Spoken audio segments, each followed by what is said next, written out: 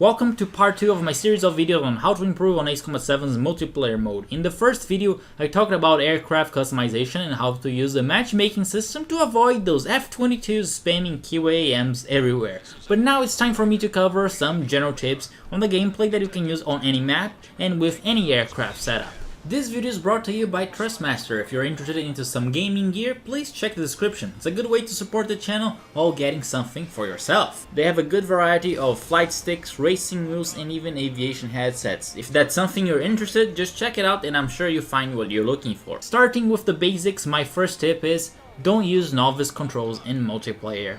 Ever. You are literally asking yourself to be killed. The problem with novice, also called standard controls, is that you don't have full control of all the 3 axes, and so your movement becomes very predictable and the enemies can kill you with ease. So play it on expert controls. It's not that hard, and yes, there is a bit of a learning curve, but once you get the hang of it, you'll be flying much better, and I guarantee that. Tip number 2 is watch the enemy closely. Knowing what your target is doing and where it is heading to is very important and lets you plan your attack and defensive tactics. The best way to do this is by locking your camera onto the enemy, and you can do this by pressing and holding the change target button, which is the triangle button in the PS4 controller and the Y button in the Xbox controller. When you have the camera locked onto the enemy, you need to identify which plane has the higher maneuverability, yours or the enemy. If you are more maneuverable, by all means turn into the enemy. However, if the enemy is more maneuverable, you probably want to avoid a turn fight and you should separate yourself from the fight with speed. The target camera is very useful in letting you know who will get to a firing position first. Sometimes you see that the enemy will be able to fire their missiles before you even get a lock on. In that case, do not keep turning, otherwise you get hit by missiles head on. My tip number 3 is kind of an opinion but kind of a fact. The third person view is the best view, and that's because it gives you a better sense of relative movement when locking your camera onto enemy targets, which is why most Ace Combat YouTubers play on the third person view. The HUD view is good too, it's very clean, which improves your visibility, therefore it's really good for long range railgun shots and laser firing. A small disadvantage of the HUD view is that you don't get as much sense of relative movement when your camera is locked onto the enemies, which is very important for turn fights. But what you should get from here is don't play on cockpit view. I know it's immersive and all, but your view is obstructed and you can't lock your camera onto enemy targets depending on their locations because there are limits to where your head can turn. So if you really want to play competitively, don't play in the cockpit view.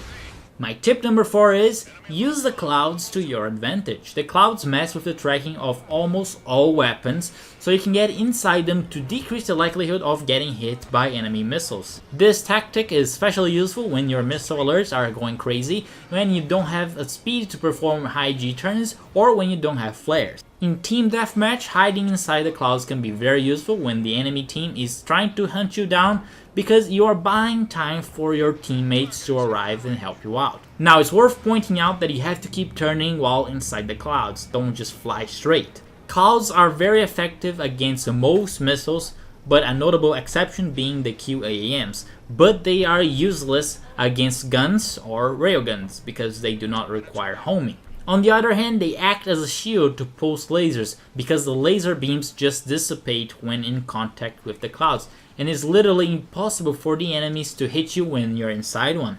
My tip number 5 is how to deal with those pesky QAMs, but you can also use it for other missiles as well. If there are many missiles coming after you, go at low altitude and use the terrain to your advantage so that missiles will hit the ground and not you. This would include flying between buildings and over mountain peaks. A perfect map for this is Yanchi Valley because the rocks are huge and there's a considerable amount of space to fly in between them. Of course, it goes without saying that this type of move requires skill and confidence from the player because you need to fly and maneuver at high speed in order not to get hit by missiles in the first place. My tip number 6 is yet another tactic on how to avoid an enemy missile. First, identify where it is coming from by using your radar. If the missile is coming from behind, turn to the same side where it is coming from.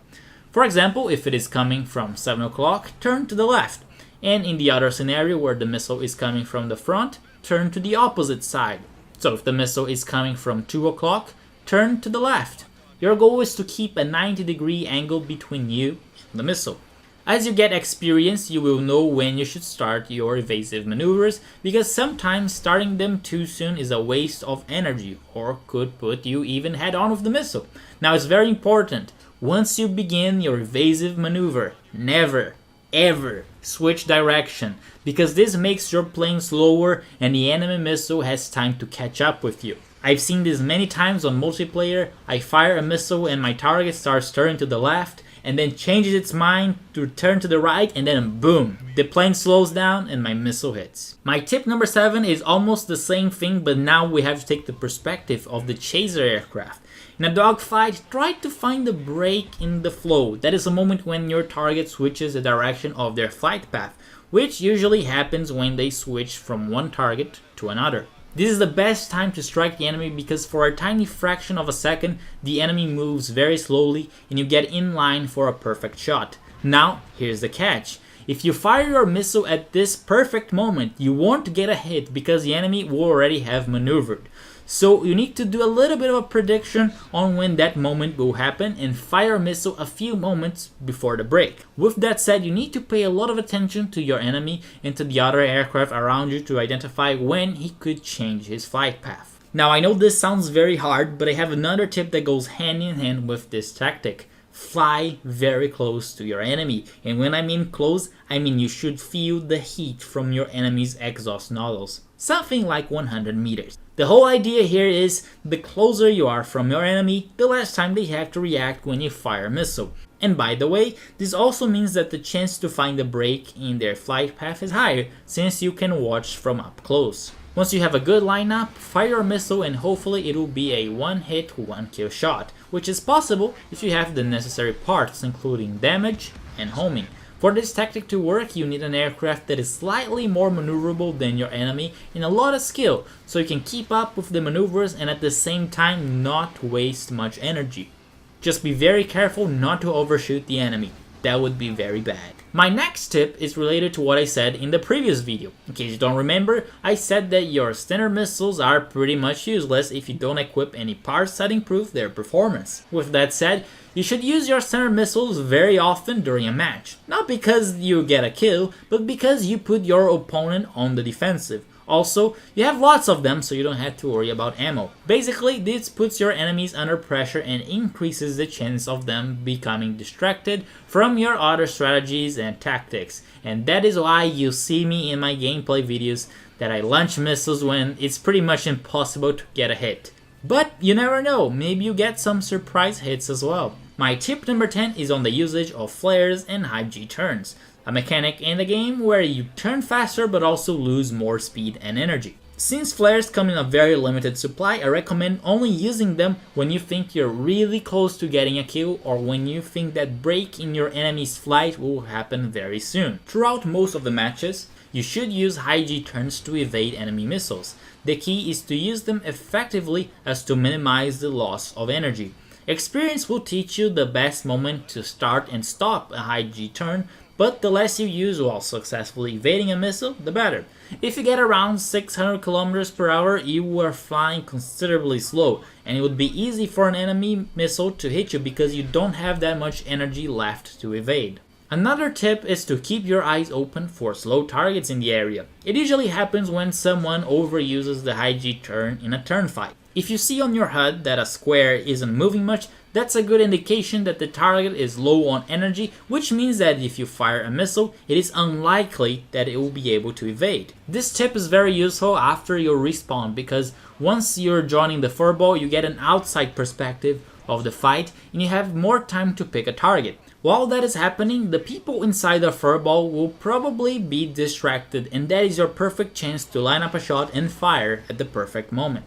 I should make a mention of postal maneuvers in multiplayer, and my overall tip is don't try using them. It is a huge gamble because you be slow, which makes you an easy target to anyone with upgraded missiles, and most likely you won't be successful. The only moment I would recommend using a postal maneuver in multiplayer is if you're really low on speed or energy and that you are 100% sure that the enemy missile will hit you. In that case, try to perform a combat and you have a very slim chance that you will survive. At least that's better than certain death.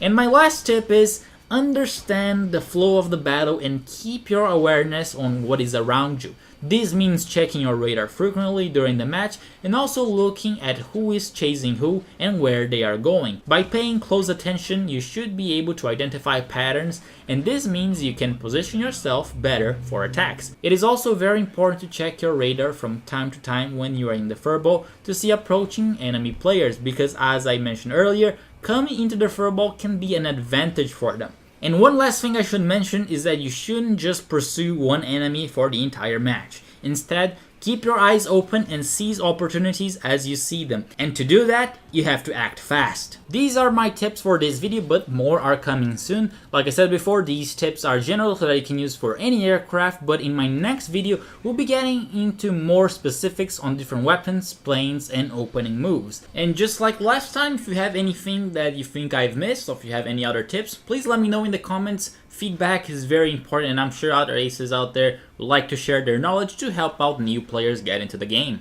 And of course, if you want to improve your experience and immersion, check out my friend THRUSTMASTER. They have some flight sticks and headsets, including one that's officially licensed by the US Air Force, which is the one I use when I play Ace Combat 7. Another video with more tips will be coming soon. If you haven't already, please subscribe to the channel, like and share, that helps out a lot. And thanks so much for watching, and I'll see you guys next time.